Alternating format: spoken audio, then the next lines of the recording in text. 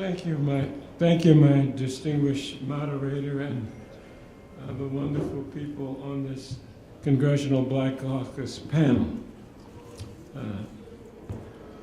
We're here talking about the one thing that determines what your health condition will be, how long you will live, how much you will enjoy what's happening, and how you'll be able to spread this wonderful opportunity to so many other people. We have Dr. Crawford, the president of our resolution, our revolution, Susan Rogers, Physicians for a National Health Plan. Oh yes, and Dr. Crawford here. And so, my friends, at long last, the fight for a single-payer health care has finally taken the center stage. And this is so important because we've been doing this for, well, since 2003, when I introduced the first single-payer health care bill. And I can honestly say, in all that time, I've never seen the enthusiasm, the passion, and the understanding of how this issue ought to be dealt with. Some of my colleagues tell me that they can't host a town hall anymore without someone demanding they support Medicare for all. And that's the biggest applause line of the event when they say they do. And what we're doing here today in connection with this very important subject is very thrilling to me. I've got attorney Dan Riffle and others. Eric is here. My media person is with me. How many co-sponsors do you have, Conyers? Well, in the House of Representatives, in this 115th Congress, we've got 119 co-sponsors on my bill now in the House. 119 sponsors on this bill. That's more than 60% of the Democratic caucus. So Medicare for all is now the consensus position of House Democrats. Meanwhile, over in the Senate, we've just had introduced a companion bill from Senator Bernie Sanders. Not only do we have a bill in the House, and we've got some big names, co-sponsors on it, including Kamala Harris and Cory Booker. I mean, this is getting fabulous.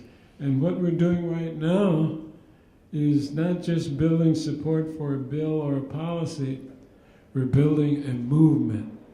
I've said before that to do something this ambitious, you have to have something on par with the one that we had when we built and passed the Civil Rights Act.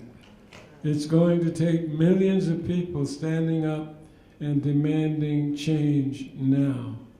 That's not an easy thing to do, and it takes time. But for me, it's a labor of love, because that's what the federal legislature is all about. Improving things that have waited too long to have happened. Good night. I remember that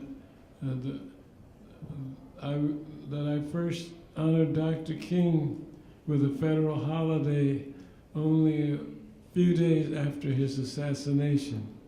but it wasn't until 1983 that we passed it. So yes, this is a big, ambitious idea, but it's exactly what we need. And the president currently is a very unpopular person in the government right now. But I hate to be the one to tell you, the Democratic Party's got to do more. Polls show that Trump's approval rating is somewhere in the 35 percentile rank, and that's historically low for a new president. But the Democratic Party's approval numbers are much better. And so people think we're in touch with working people, working class people, but the same polls ask people if they think the Democratic Party stands for anything, or are we just standing against Trump? And too many people think that this is just something against a person clearly unsuitable for a seat at the top of the most powerful government on the planet. So I conclude, now I stand against Trump. I stand against everything that he stands for, and so do most of you, but that's not enough. We can't run a campaign on America is already great. There are too many people suffering. Too many people who see the economy is getting better, but their lives aren't getting any better. They're hurting, and we've got to have something to offer them. And one of the things that we should offer them is not to have to worry about health care anymore. And so I commend the panelists here. I support and am proud of all the work that you're doing, not just here at our forum, but what you do when you're back in your district, back in your city, back in your state. And it's not hard for people to choose between whether they want a government that asks them to pay for the medical bills that come out of the hospitals and clinics, or whether we want the government to step forward, as is already being done in many places, that this is not a matter of whether you can afford to be healthy, but that the nation's prosperity and success turns on us keeping all of us healthy, saving money and extending health care. So thank you very much, Madam.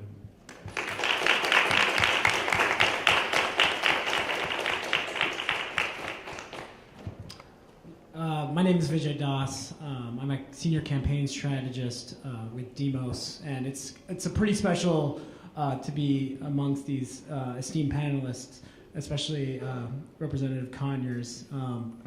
And I see a lot of familiar faces in this room, and I think we're going to hopefully make this a really lively discussion, just discuss a little bit about healthcare today and its impact for Black America, and how patients of color in particular are struggling within a for-profit system that prioritizes profit over well-being and health. So I encourage, we're going to leave some room for Q&A, so there's a mic over there. So towards the last 20 minutes, hopefully we'll have a series of questions that you can present to our esteemed panelists.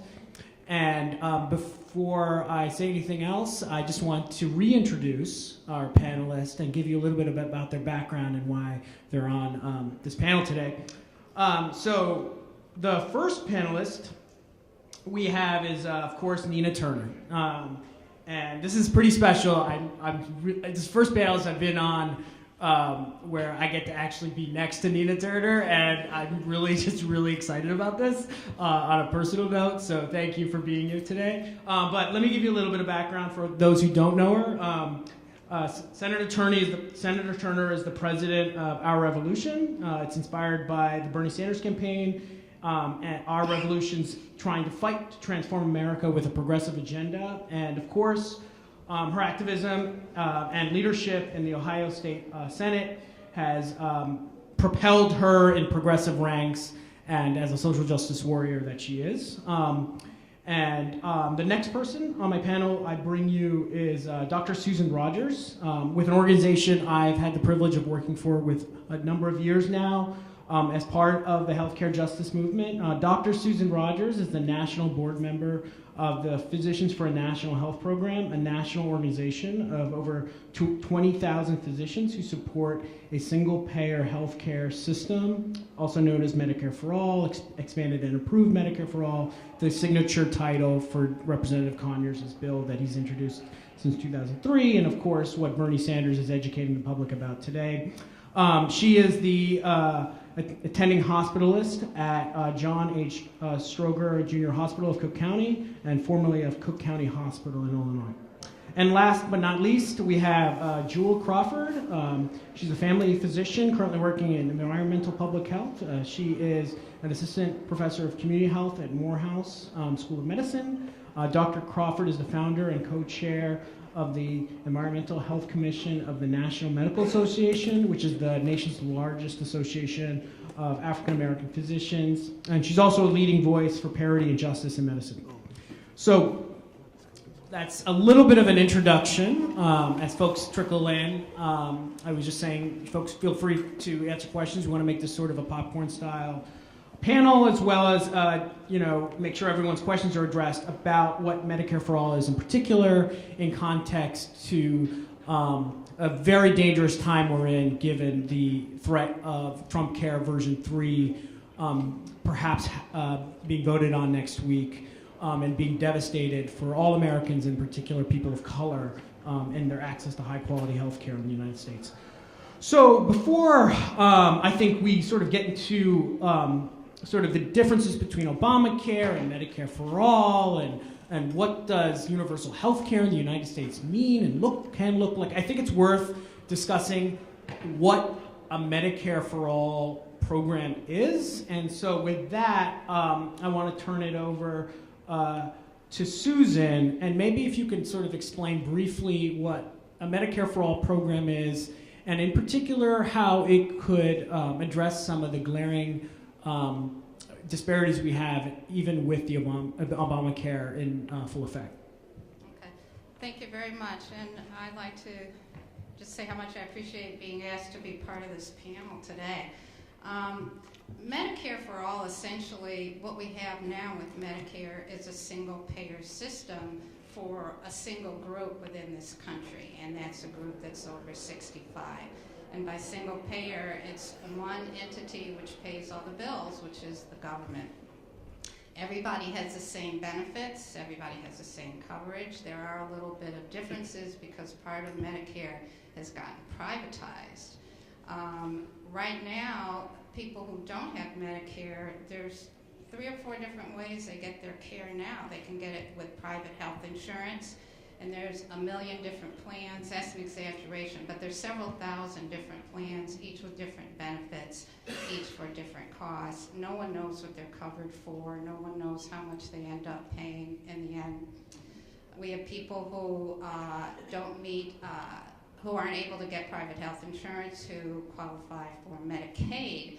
And unfortunately, Medicaid, even though it has done a lot of people have gotten coverage who didn't have it before. The benefits actually with Medicaid are fairly well, but a lot of physicians do not want to see Medicaid patients because it has been, since its beginning, totally underfunded, so that the providers for Medicaid patients are not reimbursed at a rate that is sustainable for them.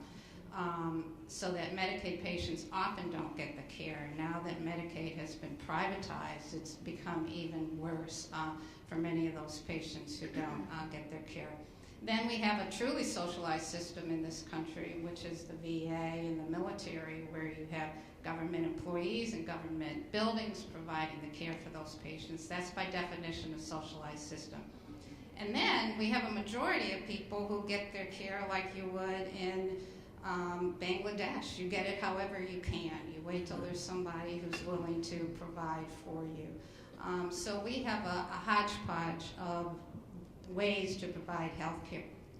And so what Medicare for All would do is put everybody in the same pool. Everybody would be covered by the government. Everybody would have the exact same benefits. And the ideal part of this is that once you get wealthy people in the pool, they're going to demand things. And so that means everybody gets what wealthy people want. And that's one of the big things about a Medicare for All, is that everybody is covered. There would be no other payments. That still has to be hashed out a little bit, but that's the ideal with a Medicare for All. So it would eliminate the private health insurance companies. It would eliminate all these different tiers of health care that we have, so that everything would be essentially on the same playing field, and everybody would be covered. Nice review there. Thanks. Does anyone else have anything to add? Okay. So I think that's a good sort of framework to work off of, particularly as we think about healthcare in context to why suddenly there is such growing interest. I mean, Senator Sanders introduced his Medicare for All bill last week with most amount of attention I've ever seen in a bill introduction, period, when Democrats don't have any power in Washington. And that speaks to something I think that the campaign elevated as we have to really seriously think about how America handles healthcare and access to high quality care for its people. And I think that conversation is now in full effect. So my question is, 16 senators, we have a record on Bernie's bill last week. We have a record number, almost near 120, on Representative Conyers' bill that he's been introducing for a long time now. Why do you think, Nina, there's such attention and growing interest in Medicare for All, particularly when I thought, the healthcare battle was over? I thought the Affordable Care Act was, something that President Obama even yesterday was talking about as a signature achievement, and needs to be nurtured and grown. Yeah, no, thank you for that. And I do want to thank the congressman so much for inviting me to be on this panel, and just thank him for his perseverance too. He's been introducing this since 2003, and he never stopped. He hasn't given up on that idea, even though it wasn't as popular now as it is, but he did it when it was unpopular. And that is a true measure of a leader, of a visionary, when they continue to do things no matter what the population says. And, to Senator Sanders as well, who's been working really hard in this fight. And so we definitely have to recognize that this, sisters and brothers, is an idea whose time has come. And it should have come a long time ago, but every generation is charged with advancing social justice, economic justice, just justice, period, for the next generation. And as I reflect on, the Reverend Dr. Martin Luther King, which a lot of what Representative Conyers is doing and others are rooted in this. When Dr. King said of all the inequality in healthcare was the worst.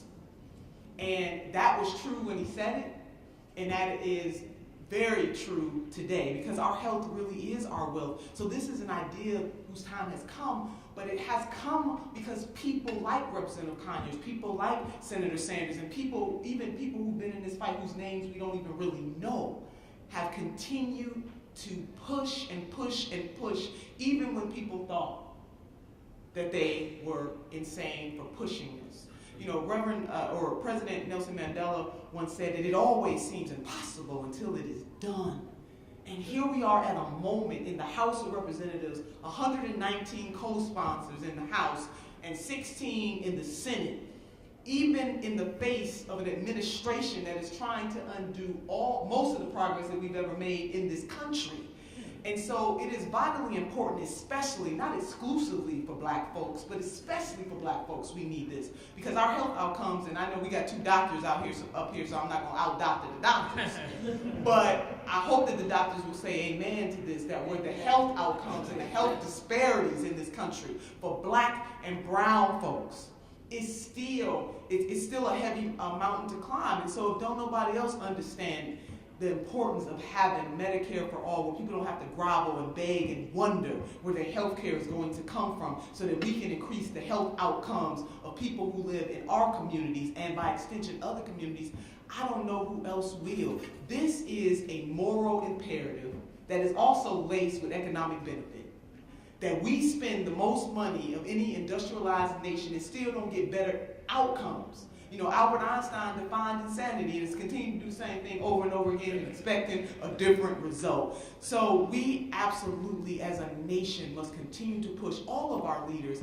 And Representative Conyers, I got to commend you, because when you said that we can't run, and I'm interpreting that to mean Democrats, can't continue to run a campaign that says that America is already great. We got to show folks that we are different and that we are willing to put something on the line. So, Congressman, I commend you for all of your years of being steadfast and unmovable on this issue. It is a moral imperative, and that America should be leading on this, not falling behind.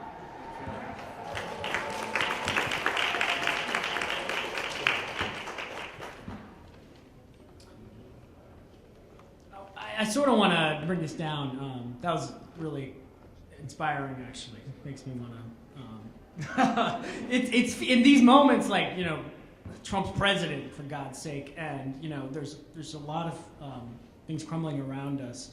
I think looking at what's possible, acknowledging certain types of fights, and then healthcare being one of them. Particularly when you look to African American leaders, from Jesse Jackson talking about single payer, making it a mainstay part of a national campaign for economic and racial justice. I want to be able to see the next leaders, and Nina, I think you speak to that kind of train of thought, and that those kind of leaders who come up. Jewel, I want to sort of bring it down a little bit and talk to and sort of learn more about how Medicare for All would sort of impact the practice of medicine. In particular, you know, a lot of folks are really worried that, you know, with a kind of national health plan, moving away from the, you know, hundreds of health plans that exist in the United States, that it will create more inefficiency for physicians, that that patients will suffer because there'll be more wait times. I was just wondering, as you've studied the issue, what have you learned, particularly if you look at other countries that have strong programs like Canada or elsewhere? Well, first of all, can everybody hear me? Yeah. First of all, I want to thank Congressman Conyers for his leadership, for his vision, for his persistence, for his determination. And it's not just this. Reparations, the bill for reparations, and we're going to get those too eventually. Single payer health care. When you introduce this, everybody says, oh, you're never going to get it. You never, you know, the naysayers. Right. But, you know, Harriet Tubman had the naysayers too, you know. So naysayers been out there for a long time. But, and they're with us this very day. But I just want to thank him for his leadership and his determination, because this isn't about politics, this isn't about economics, this is about our lives. This is and every one of you sitting there, if you live in this country, you got a healthcare horror story. Okay? And maybe it's not your story, but you got a cousin, you got a friend, you got somebody got a healthcare horror story. You know, a stack of bills that they cannot pay as a result of something that happened, or a delay. You know, where I was at a birthday party for my sister-in-law. Her sister sitting over there, doubled over. And I said, what's wrong with you? She said, I have chest pain. I said, chest pain? You tell a doctor you have chest pain? It's like, let's go. And she said, no, I don't have any insurance. I got this nitro. I'm going to use this. I said, girl, you going to sit there and die because you don't have any insurance? Get in this car. Okay, so that's what we're dealing with in this country. And I have my own personal experience with it, as many of you do as well. So this is a life or death issue. This is not about politics, and this is not about money. You know, this is about our lives, and particularly the lives of people of color that have been discriminated against. I'm going to get to that in a minute. I don't usually tell my age because I like to remain mysterious, but I'm going to go ahead and date myself right now because I was president of the Student National Medical Association in 1978. And I saved the t-shirt, and I forgot to bring it, but on the t-shirt is inscribed, healthcare is a right, not a privilege. So we've been going back like that, okay? And African American people have been in the leadership of healthcare as a right and a privilege for, I'd say, since we've been in healthcare. Not for centuries, for decades. So I also want to speak as a primary care physician, and I see some of my colleagues in the audience, my good friend over there, Dr. Dyson, that have done primary care, and I see other docs in the audience, and it's a nightmare. And primary care is the bedrock of medicine. And if they're running us out, and we've both gotten out of straight primary care. I'm doing public health right now because the insurance companies try and jerk us around, the pharmaceutical companies are jerking us around, and I have to get a sofa out here and lay on the couch and tell you the horror stories. So we don't have time for all that for my psych session, but when you have patients that you put in the hospital and people, oh, that's the wrong hospital. You got patients calling from the pharmacy, doctor, they won't fill this prescription because our insurance won't pay for it. When you got all day long, you know, you admit somebody to the hospital, insurance company call, well, we only keep them 2 days. Well, they can't go home yet, they're not well enough. Well, we're not going to pay for it. So what do? Do you send the patient home sick, and then they're right back in the emergency room, and then the doctor, and then they say, well, why did you send them home? Or then you send them home, or you keep them there, and then they call you up and say, doctor, the insurance company is not paying for the rest of my... So this is the kind of thing that primary care doctors are faced with right now, and it's extremely stressful for us, and not to mention that this kills people, and PNHP has studies about that. So that's really what we're dealing with. I also want to speak as a woman. This is very much a woman's issue. Because in my years in medicine, I seldom see, nothing against you brothers out there, I know y'all are busy, but I can count on my hands the brothers and men that I've seen bringing in the elderly and the sick people to the office. It's usually women that are rendering the care. And if you're a woman, I know you're nodding your head out there, because whether it's like birthing the children, taking care of the children, taking care of the elders, taking care of your husband, taking care of, and we do this on top of everything else that we have to do. So this is very much a woman's issue. And not to mention the bills, a lot of us do the household budgets. And those medical bills start coming in, that so-called 20% or 80%, or we ain't paying for this, or we ain't paying for that. And it's very stressful. So the question is, what can Medicare for All do to address the racial, I'm going to speak on racial health disparities. This is the Congressional Black Caucus, and we're talking about black people, I'm talking about everybody else right now. So I'm going to focus on African Americans. And in doing so, I'm going to go back to a book that Congressman Conyers also weighed in on. Does that look familiar, Congressman? Should America Pay? About reparations. And both of us have written chapters in here. And my chapter is called Reparations in Healthcare for African Americans, Addressing the Slave Health Deficit. So I just want to put this in a historical context because we've been dealing with racial health disparities since we were captured in the motherland, okay, in Africa, okay? That's where our racial health disparities started.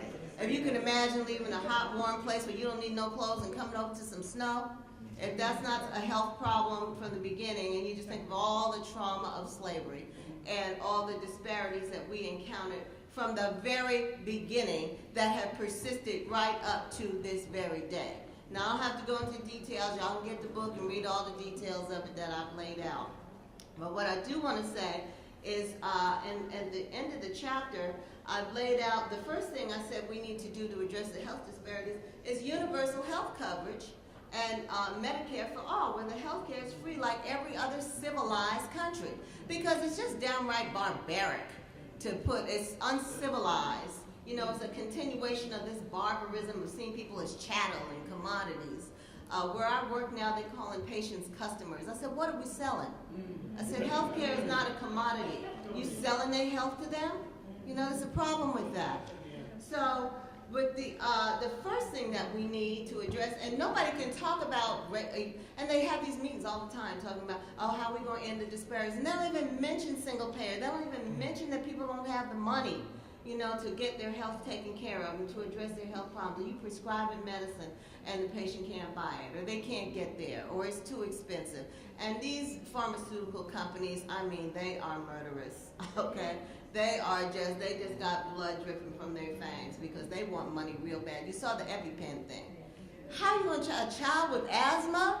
The mother got to pay $600 to keep her child breathing? You know, what is that? And why do we just sit there and we just like, oh, they're so terrible? I mean, we should be, I'm not advocating violence, but I mean, we definitely ought to be in the streets and saying, oh, no, you're not going to do my child like that. You know, so we have to organize more and see what's going to be an effective way to make this happen over time. But the other things that I have listed here that single payer will address, first of all, HIV screening. You know, we've got a problem with AIDS in our community. I'm just going to go down the list. Cardiovascular disease, so many of us die from that. You know, the stress of living while black, hypertension, heart disease, all these different things, you know. And things that require medication. Cancer prevention. You know, we're dying at higher rates. We have this phenomenon that the public health people, sometimes, you know, they got a euphemism for everything, right? Nobody's hungry. It's just food insecurity. But anyway, excess mortality. And excess mortality is people dying when they shouldn't be dying. How many people know somebody that died a preventable death? They died and something could have happened to prevent it. Okay, so cancer prevention, we need our screenings. Our colonoscopy, my good friend from DC, Donald Smith, died and he didn't get a colonoscopy when he was supposed to, and he didn't have the money, he didn't have health insurance. I know that figured into his mortality. You know, and that was a heartbreaker for many of us, especially here in the DC community. Those of you that knew him, environmental justice advocate, died at 55, I think. So we know that we need our screenings, our mammograms, our pap smears, all these things, and prostate cancer screening. Psychological health. We got mental health problems, y'all. We got the post-traumatic slave syndrome. We got it bad, okay? And we need treatment. We need therapy. You know, we're traumatized. You know, killing these people in the streets all the time, that's trauma. So you're afraid to let your son, your husband, when they come back late, you're worried that something happened, did the cops stop them? That's stressful. That's traumatic. It raises your blood pressure. So we need programs for that. And then the other things is like when our brothers are coming out of the penitentiary, our brothers and sisters, you know, they need health care. They don't have health insurance. Drug and alcohol rehab. How are we coping with the stress? That needs to be covered. And then also, we need money so that more of our young black students will go into the health professions. And so that also needs to be part of our focus, is getting more young black students to go into health professions. And it doesn't start in college. It starts when they're doing the social promotion and putting them from the 2nd to the 3rd grade and they know they can't read.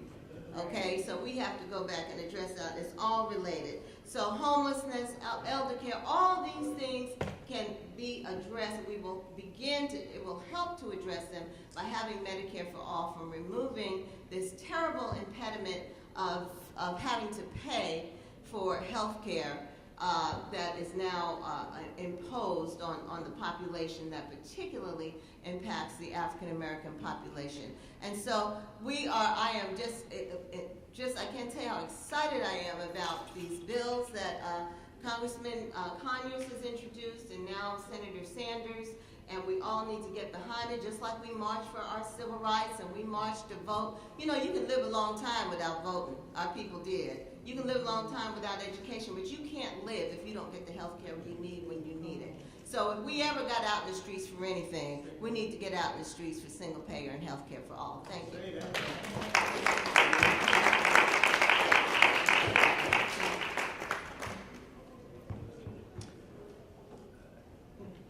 Couldn't have said that better.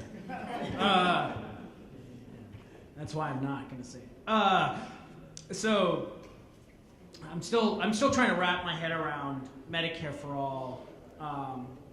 It just sounds like, you know, everybody getting health care? You know, I just don't understand it. Is it going to cost a lot of money? Is it, you know, we just can't afford it, you know? And anyways, I think that's what I hear from the opposing side of any discussion of universal health care, particularly when we talk about how much we spend the most already and we have subpar outcomes. So I guess, Susan, I just wanted to get more understanding of Medicare for All. One, how will it affect someone who's like, you know, has care through their employer? Will it rip, will Medicare for All, a government-based healthcare, would it take away their healthcare? And how would it affect people on Medicaid? How would it affect people on Medicare as it stands now? And the second thing is, can we afford it? How are we going to pay for it? I just want to learn more about the policy. Okay, well that's a good question, because I think that's one of the biggest arguments out there, is that we can't afford it. Right now, we are paying almost 20% of our GDP for health care right now. But where are those dollars going? Most of these dollars, well, a lot of these dollars are going to administrative costs. For one, if you look at the health insurance companies for which our healthcare system is based, for about every 100,000 members in an insurance company, there's about 30 employees. If you look at countries with single-payer universal health care, that number is often less than 2. So it's costing us a whole lot of money to hire people to deny us care. The other thing that's happening is that hospitals now spend almost 25% of their revenue just for administration. There are more people working in the billing office than there are nurses taking care of patients now. And I think that's a very phenomenal statistic. And so we've got all this money going into things that is not providing health care. So the administrative cost to the health insurance company is almost 30%. The health insurance companies and hospitals and all the administration there is almost 30% of every health care dollar. 30 cents of every dollar for health care goes to administration costs. That's before anybody gets taken care of. And then there's administrative costs for physicians in their practices. And even if it's in a group practice, most physicians are now in groups. But they hire people to figure out what you can get done and what you can't get done. So even though you go and see your provider and then you decide you need this test or you need this or whatever, nothing's decided yet, because you have to wait and see what's covered. So that costs, that you got to hire people to do that. So it costs a lot of money. And then if we look at how much we spend on pharmaceuticals, and Dr. Crawford referred to that already, it's a phenomenal amount of money. And it's interesting that a lot of the arguments talk about the market forces should drive healthcare decisions, but they're actually making it worse. That's really what's driving up care. And that what we spend for pharmaceuticals, I don't know why we can't get the medicine at the same cost that they sell it to other countries for. It's not a different medicine that we get. I ended up going to Canada, not going, but I faxed to Canada the prescription for my medicines, and it costs about a third as much. And it's the exact same bottle that I got from CVS and Walgreens, so it is the same medicine. So that we're spending a lot of money that is not going to improve our health. They talk about having choice, that we should choose what our health plans are, and that's the market talking, that if people have choice, it'll help bring down care. But how do you decide what your health care needs are going to be next week? Who's going to break their leg next week? Who's going to come down? I have no clue. I assume that my health care needs will be the same next week, same month, the next year. I hope they don't change, but if they do, and there's no way I can buy a plan that's going to cover for that. So the whole idea that you can buy a plan that covers your needs makes absolutely no sense. So what you end up doing is buying a plan that's affordable. So you buy something that's affordable, and then when you need it, you've now incurred costs, you've got deductibles and copays that you cannot pay. And to me, that's no different than, would you buy your car insurance? Would you buy what was affordable but only covered the right side of your car? It's the whole idea that market forces should encourage you to buy what you need does not work in healthcare because you don't know what you need. I've been very fortunate in being able to practice at Cook County Hospital for almost all of my career. And Cook County essentially functioned very similar to a single-payer system. I never asked a patient if they could afford this prescription. I never had to ask whether if they needed their gallbladder out that it would be covered. I never had to ask if they needed this lab work, could they get it done, could they afford to get it done. And that's why I think I've enjoyed clinical medicine so much, because I didn't have these worries.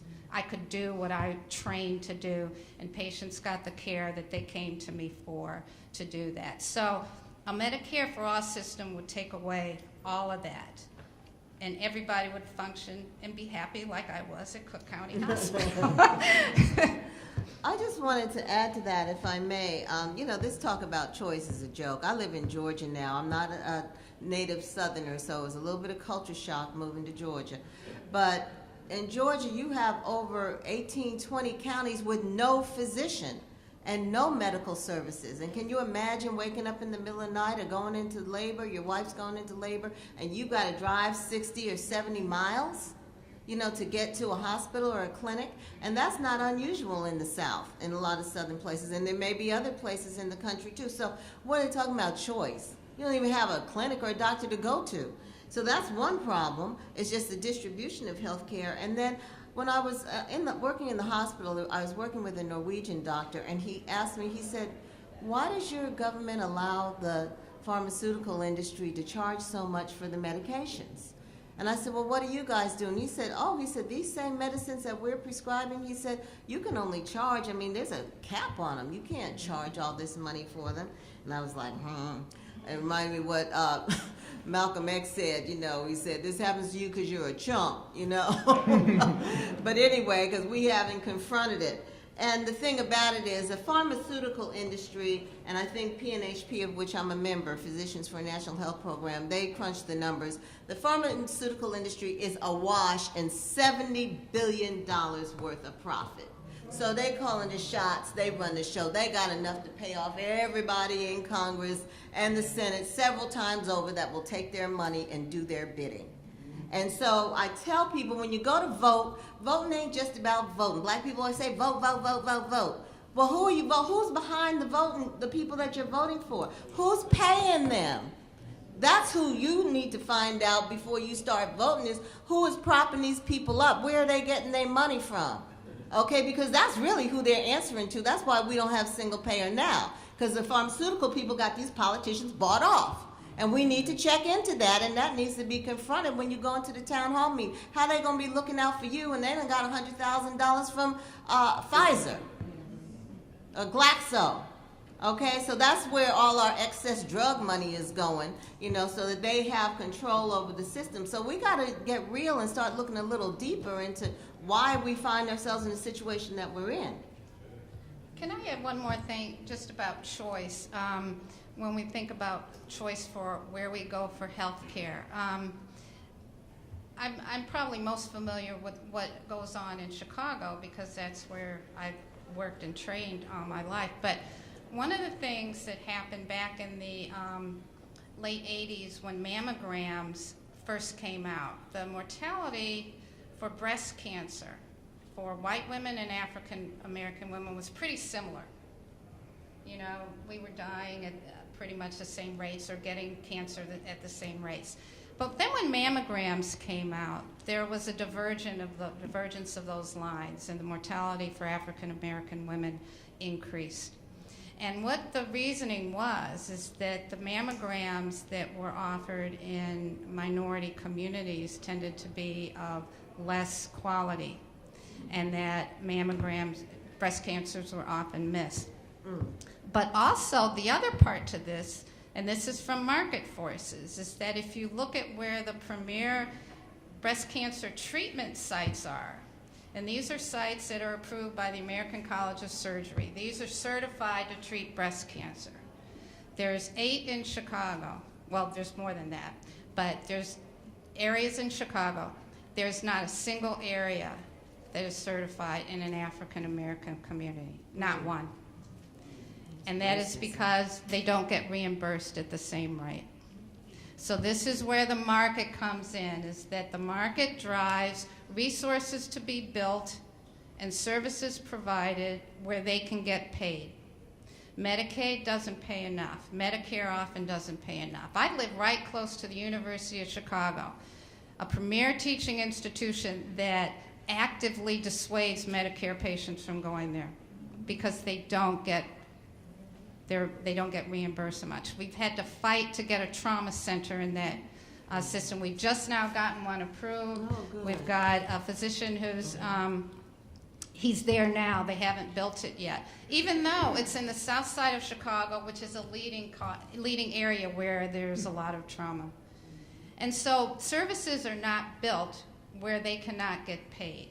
Under Medicare for All, everybody would get paid the same amount of money. If I see someone with hypertension, I get paid the same amount whether they have no money or whether they're worth millions. Medicare for All will reimburse me the same amount, and that's the big equalizer. So. That's a good description. I think we heard a couple things. One was sort of this corrosive growth of money in politics infecting our moral prerogatives as citizens, and one is we want to be able to care for each other, and that I think everyone who lives and breathes thinks about healthcare understands the role money in politics plays in Washington and what we have to do about that. And that's related to my second question, Nina. The title of this panel is Beyond Obamacare. And so one of the things about Obamacare was it's closed health disparities, despite 19 states not expanding eligibility for Medicaid in historic proportions. But when it comes to Obamacare, why should we sort of not just double down on improving it? It passed barely. It's going through so many attacks. Why should we just not? We should be happy just to sort of secure it, safeguard it.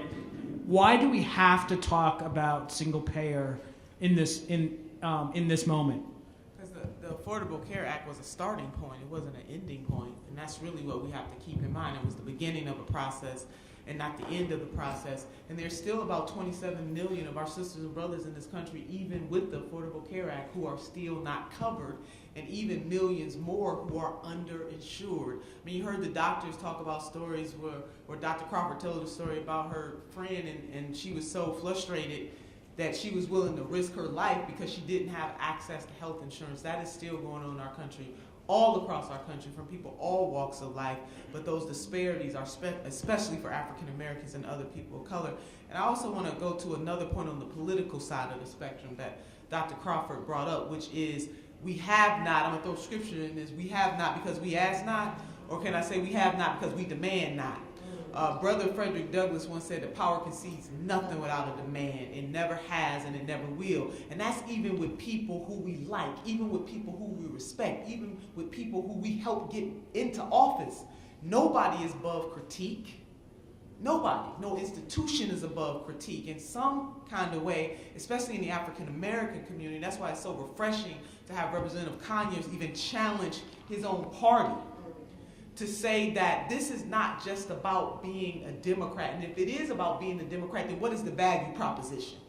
You know, what do you stand for? What are your values? What do you believe in? What are you willing to fight for?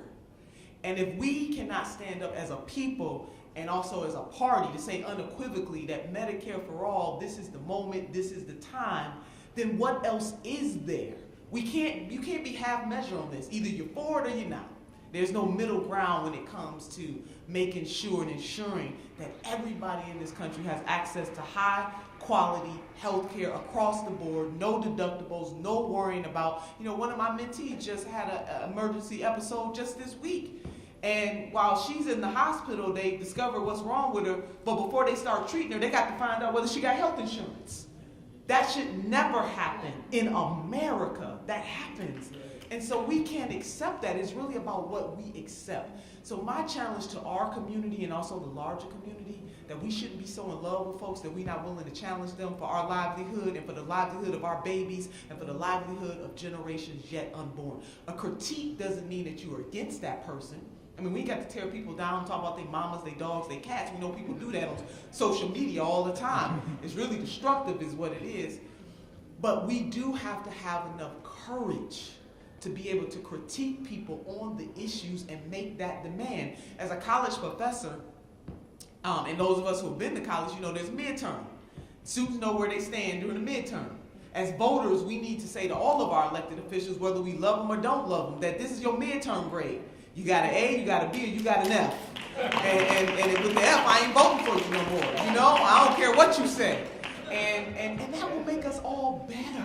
It really, really will. It doesn't feel good when you're the incumbent and you're in office and you got your constituents, but we do have to have the courage to speak that kind of truth to power, and all of us have that power. We don't have to have a fancy title.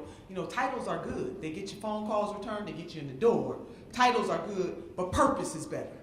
And we need people who are more driven in those offices, especially who have a purpose, and that purpose should be about standing up for the people. So when people talk about litmus tests, this ain't about litmus tests, it's about your value proposition. That is what we're asking people to determine. Who are they standing for? Who are they going to fight for? And what are they willing to do with the people's power to advance the causes and the agenda of the people? And it don't get much more personal than your health.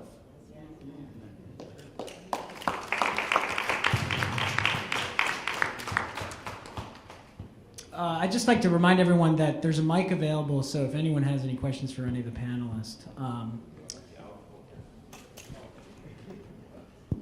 Working? Yeah. Okay. I'm Ibrahim Mukman, and we have a nutritional program at the Mazda.10. And I enjoyed the stuff that you're talking about Medicare for all. But one of the things that troubles me is I listen to the seniors that come to our program, and some of them have Medicare, but they don't have the right letter or something because they can go to the doctor, but then they can't afford the medicine. So when you talk about Medicare for all, will it include, will it be fully loaded, or will it be some other kind of jive?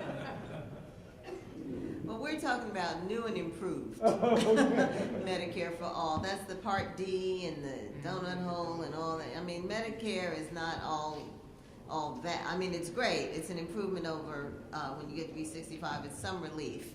80% of most things are covered, but then pharmaceuticals aren't covered. There's a lot of stuff that's not covered. There's a problem with long-term care. And there's only 80% of this or that. So no, this would be coverage for, and Congressman, you can say a little more about it, but we're looking at dentistry covered, vision. I mean, since when are your teeth and your eyes not part of your body? Try setting them aside, although my grandson is so funny because when he was 2, my mother took her teeth out, and he said, "What is that?" And so he didn't know teeth could come out. And so, and you could set them on the dresser. So, but most of us with our real teeth, we can't do that, or with our eyes, okay? So this would cover vision and dental and other long-term care and pharmaceuticals. So we would look at the whole spectrum. Did I say that right? Did I leave anything out? You left a few things out, but that's all right. Medicare for all covers everything. Hi, my name is Dr. Stevens. I'm a physical therapist at National Rehabilitation Hospital here in DC. One of the biggest barriers that we have in rehab when it comes to Medicare is the Medicare cap. I'm sure as healthcare providers are very much aware.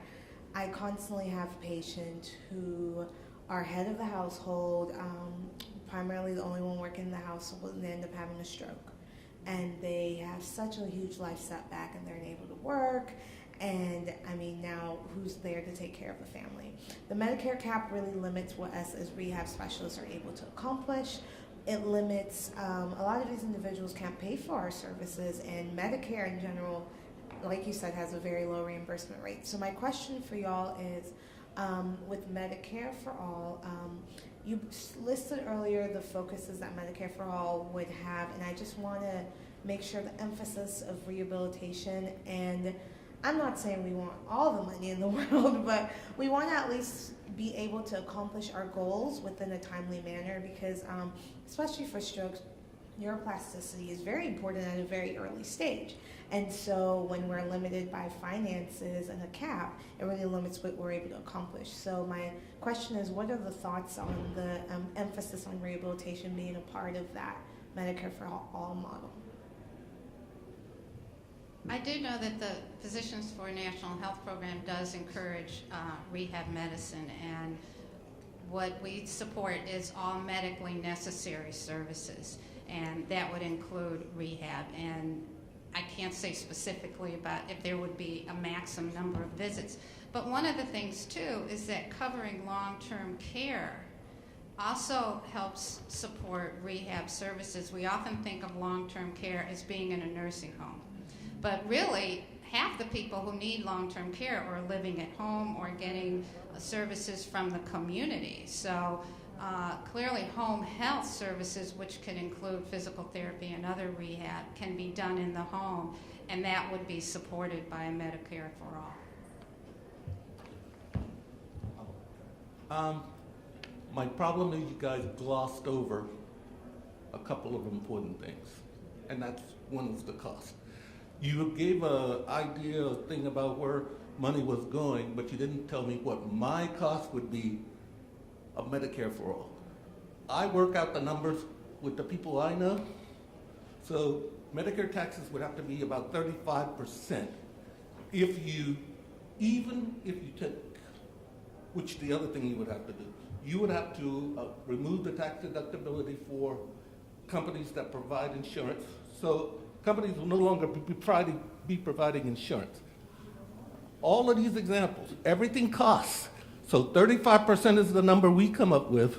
I've yet to hear a responsible number from all the people who drank the Bernie Sanders Kool-Aid. I need to know. I wouldn't buy a car without knowing how much it costs. Why would I buy this? I can speak to that too. One of the things that we propose is there would be a tax paid by the employer, and this would be a percentage of the employee's salary. And that would replace the premium that that employer would pay. Right now, the cost for a family insurance to pay to a private health insurance company approaches somewhere between $15,000 and $20,000 per family. Now, if you have a tax, and the proposed tax would be about 7.5% of that person's salary, you would be much less than $20,000 per year. The employee would also pay a small tax based on their salary, and that at a certain level they would pay nothing. Now, there would be no more premiums, and so you would be able to fund the system. One, you'd have all these savings. It's estimated there'd be $400 billion saved just by eliminating all the administrative costs that I referred to before.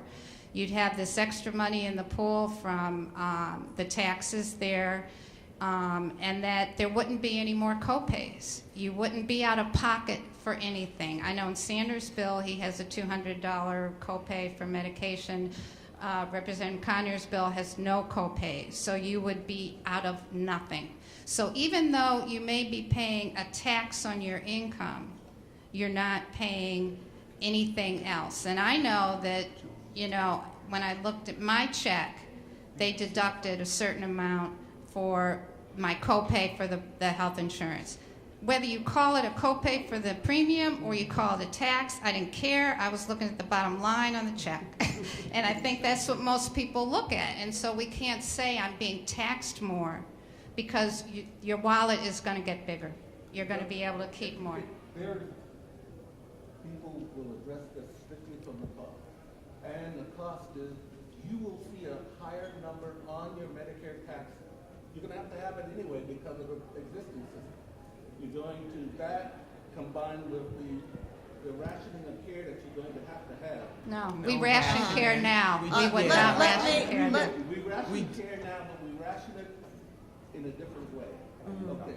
But Let- we let- ration let it me- by income now, and you guys keep bringing it up.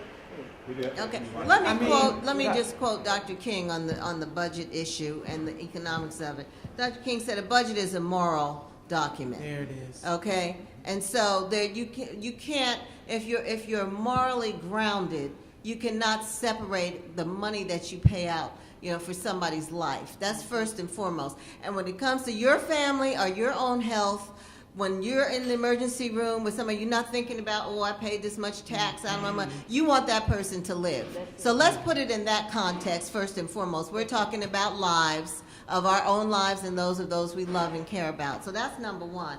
Number two, this isn't a new concept. Every other developed country in the world has a Medicare for all system on some, but every other country, we're the only ones they're not broke. The people are healthier. You don't have a whole lot of people on the street. They're not waiting in lines and queues around the convention centers of their countries trying to see a doctor. They're better off. Every single country, they have better health care for less money. So in terms of, I don't know what kind of Kool-Aid you had, but I know you need to check the rest of the world and see what else is going on in other developed countries. And other actuaries have crunched these numbers, and yes, the taxes may be a little bit higher, but we're already paying.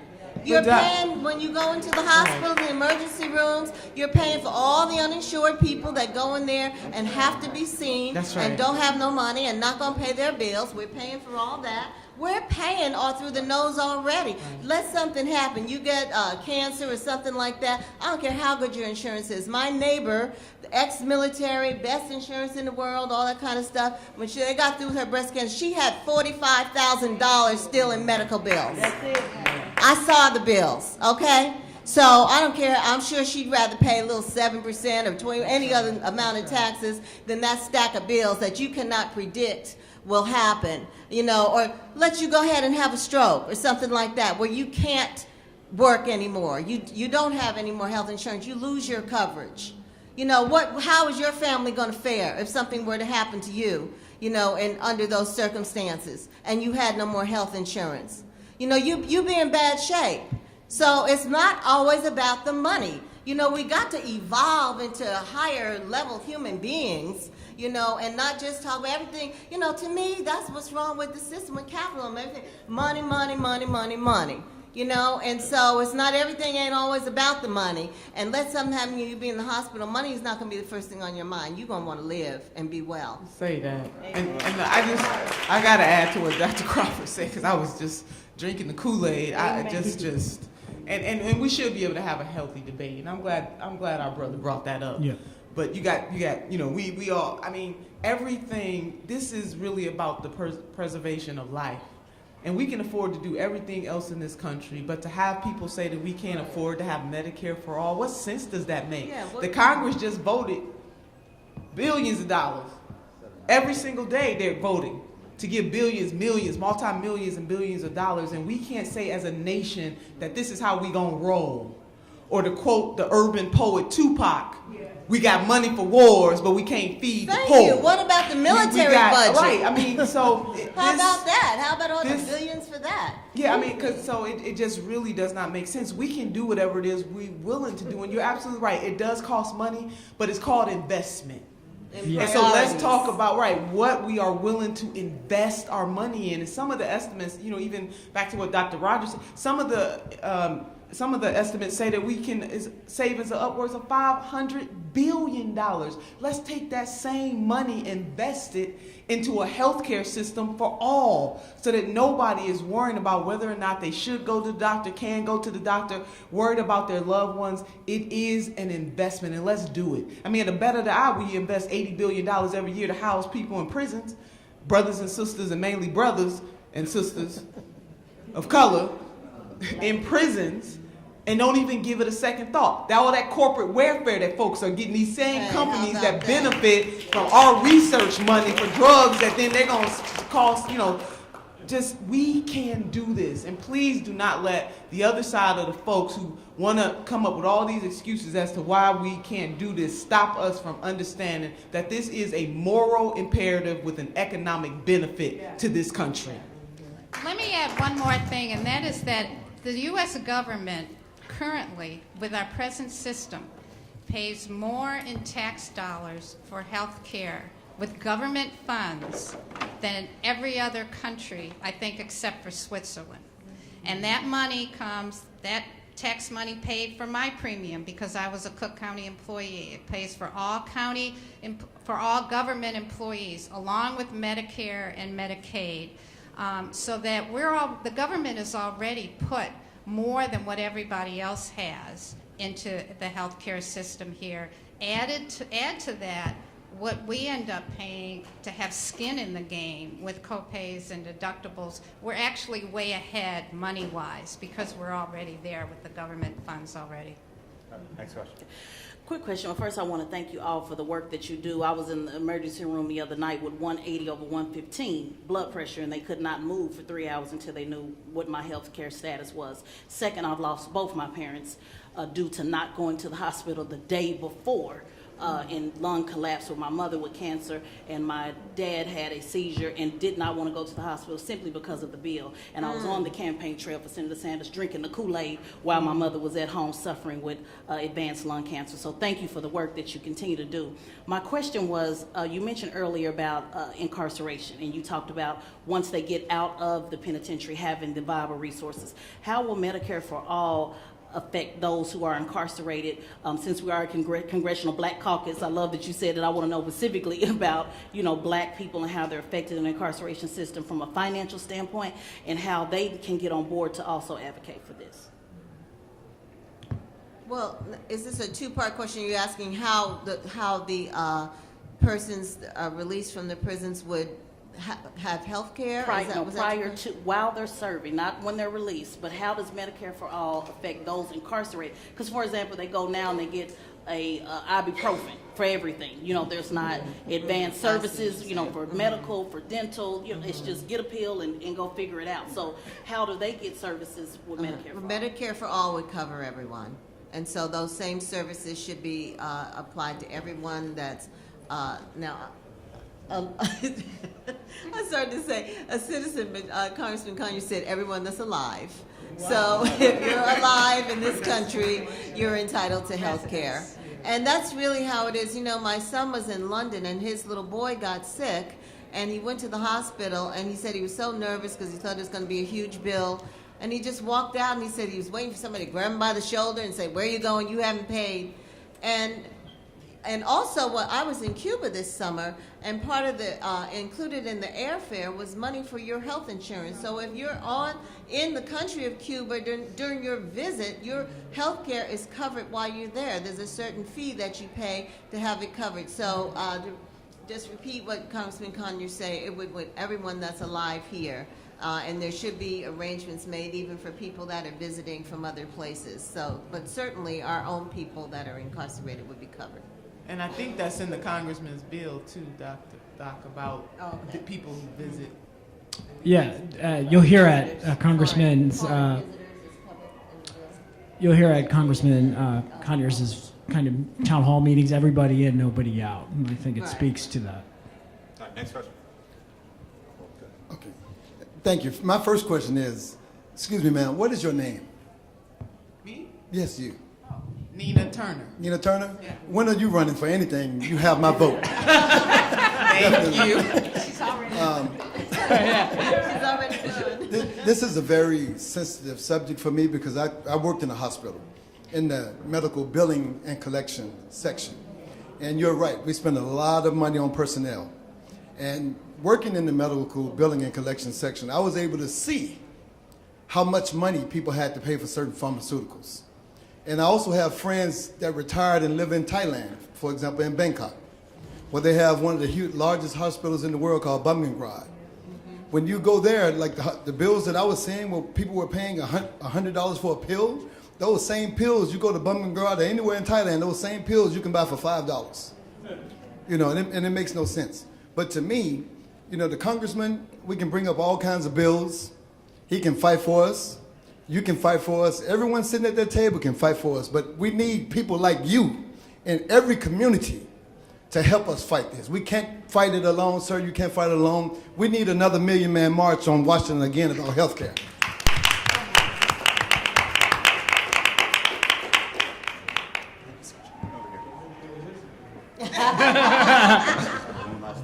Congressman, since I would like to know, you know, and the comment about the Kool-Aid still got me going, but you know what? Because also for you, I mean, you've been doing this since 2003. You know, what motivated you to make this a defining issue for you as a member of Congress and using your cachet and the power that the people have given you to push for this particular issue?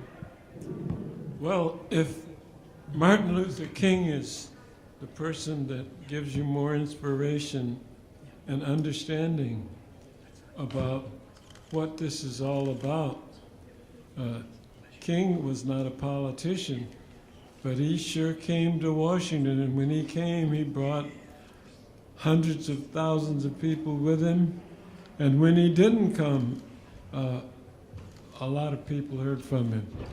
So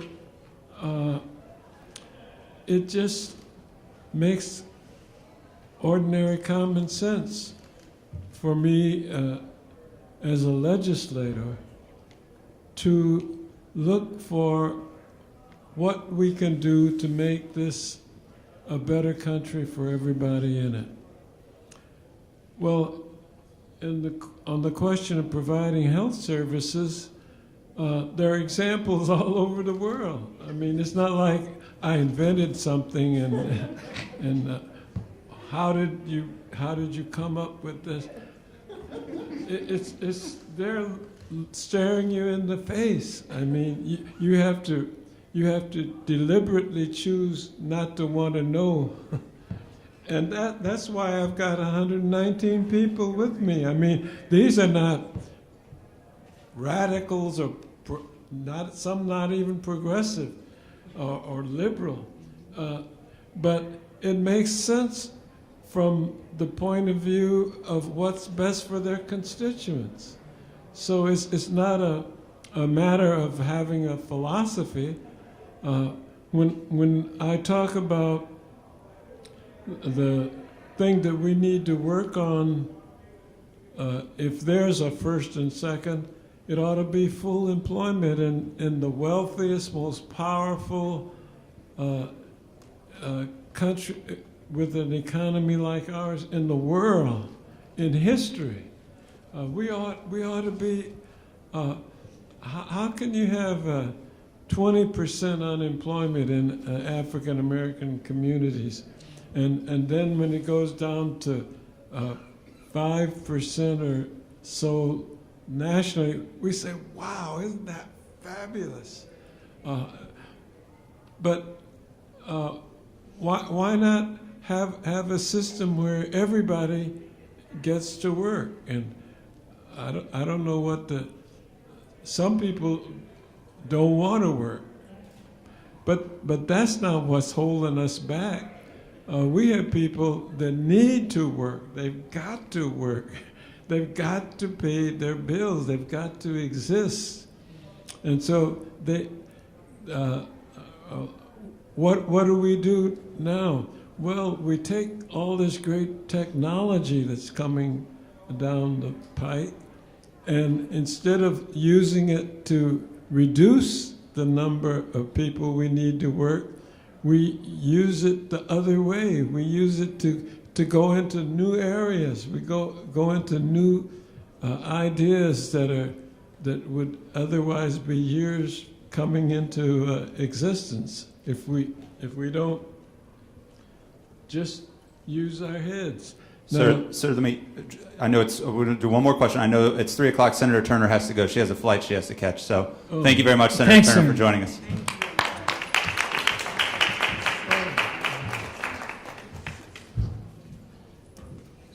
And we'll take one more question here, the gentleman in the back. Okay, thank you very much. Reginald Milton, Commissioner, Shelby County, Tennessee. I think the doctor was saying they're nurse practitioners. I'm sorry, doctors were general practitioners. And my closest friend is a general practitioner, and God bless the work you do. I mean, because the hours. Yeah. Two of the things that he complains a great deal about is the computerizing of the system, which he says has really caused doctors, it separated them from their patients. And also the rise of nurse practitioners. He says now you have 8 nurse practitioners or 1 doctor, and many times the patients don't even know that they're not actually seeing their doctor. Could you discuss your opinions on those issues? Thank you.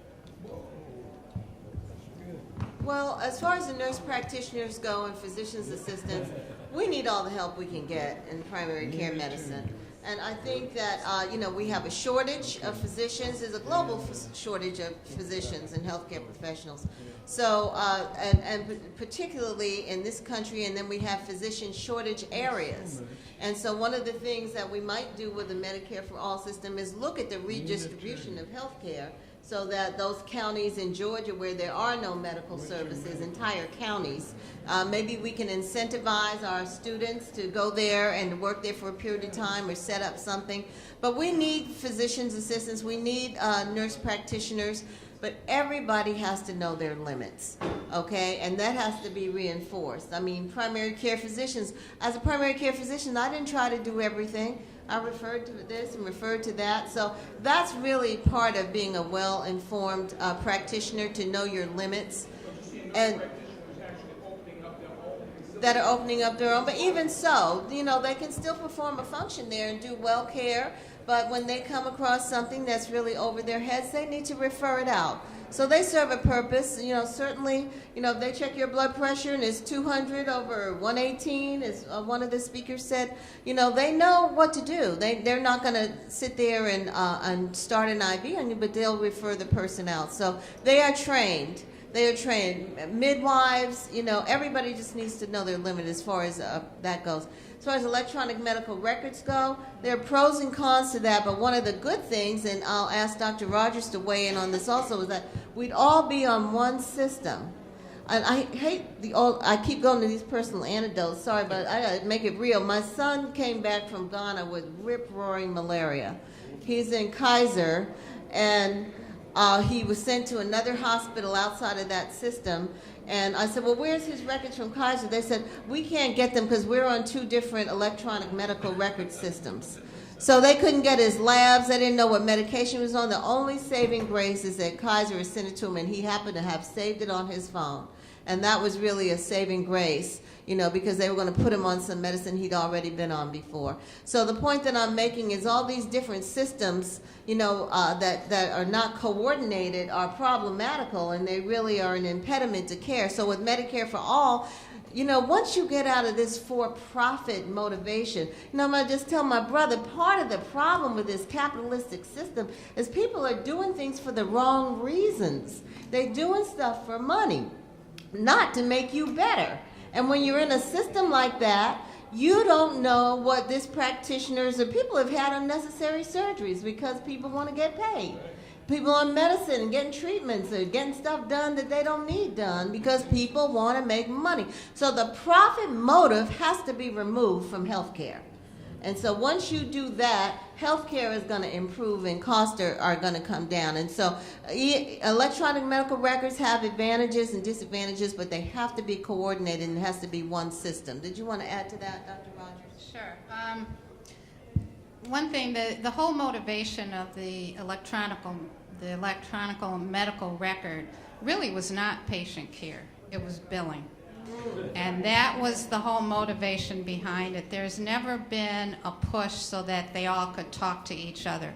I did leave Cook County for a while, and I went to Northwestern and the VA system there. And the VA has a system where all the VA computers talk to each other. So if you get seen in a VA hospital in California and then go to New York, that doctor in New York will be able to see what your records were when you were in California. So they have a system that functions the way it should, but we don't. And the other problem with electronic medical record is because it's for billing, Providers are now spending almost half their time on the computer, a lot of which is to document. That I have to document that I talk to you about quitting smoking every single time you come to see me. I have to document it. So little things like that are now part of the and that's all for billing. So that it's become quite cumbersome. It's led to burnout of physicians without really improving, and nurses too. I see on the floors of the hospital, all the nurses are at their cows, their ambulatory computers, and they're not with patients. So it's really taken face time away from patients and what doctors go to medical school to do, take care of patients, and we end up documenting, and it really does not prove care. And the other problem, I think, is that we know these systems can be hacked. It's not private, and you know, your information can be got, people can access it that have no business accessing it, and so that's a big problem. So I'm not a big fan of electronic medical records, but I know that, it's out there and there are some advantages, but I think people probably, that's something that would be good to have a choice, that if you want your records, so sometimes you go in and you can say, do I want computer access? And I usually tell them, no, I don't want my stuff going through the computer. You call me or mail, or I'll come back in and you talk to me. So ask when you go in if you can have a choice about that. I wanted to let everybody go because I think we've reached time. I want to respect everyone's time and the dean's time as well. I think a round of applause for our panelists one last time would be really much appreciated. I'll be sticking around if folks have any questions, as well as maybe some of our panelists will be able to field a question or two.